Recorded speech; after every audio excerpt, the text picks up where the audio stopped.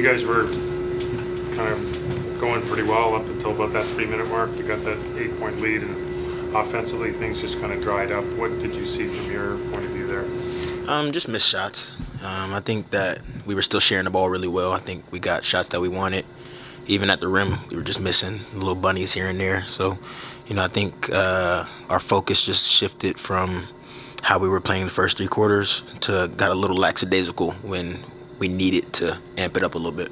Is it sort of inevitable in overtime or down the stretch of a game that the ball moves a little less, and it's just about getting certain guys the ball at certain times? It would be like that if, we're forcing it into Scotty and BI hands. But even when we did force it into their hands, when they got doubled or any sort of trap, they still sprayed it out and we got good looks.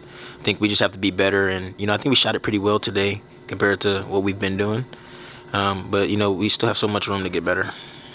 Obviously, James got going there in the fourth and overtime. Beyond that, how do you feel about the state of how you guys are playing defensively, over the last 2-3 weeks? I think we guard up there with anybody. No matter who's on the floor, no matter what group of guys are out there, I think we have a great, solid team defense. But, when a guy like that gets going, we have to figure out a way to stop him.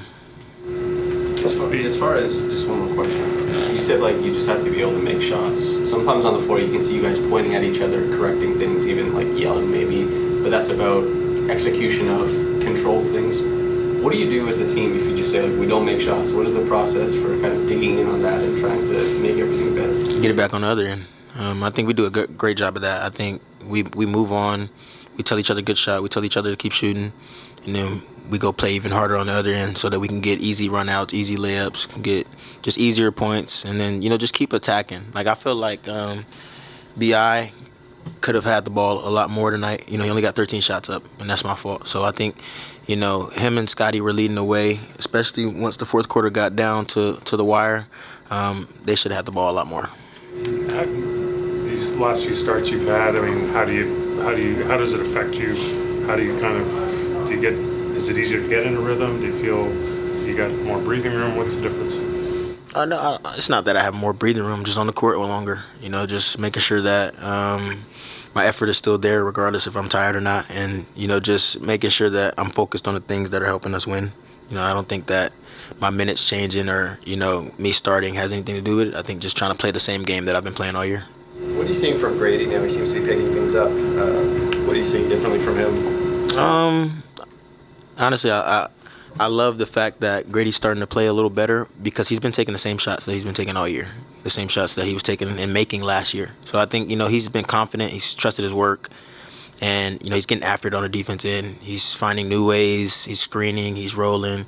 He's just finding new ways to impact winning, and, it's gone a long way for him. So I'm really excited for him going forward. What are those hustle plays that you mentioned do for the team when you see him diving around making those big plays there? Grady ends up with one bruise or one bloody knee that just doesn't go away for the rest of the game. But, it takes that. It takes that for you to get going. It takes that hustle play for you to, just have yourself going and that, I can impact this game.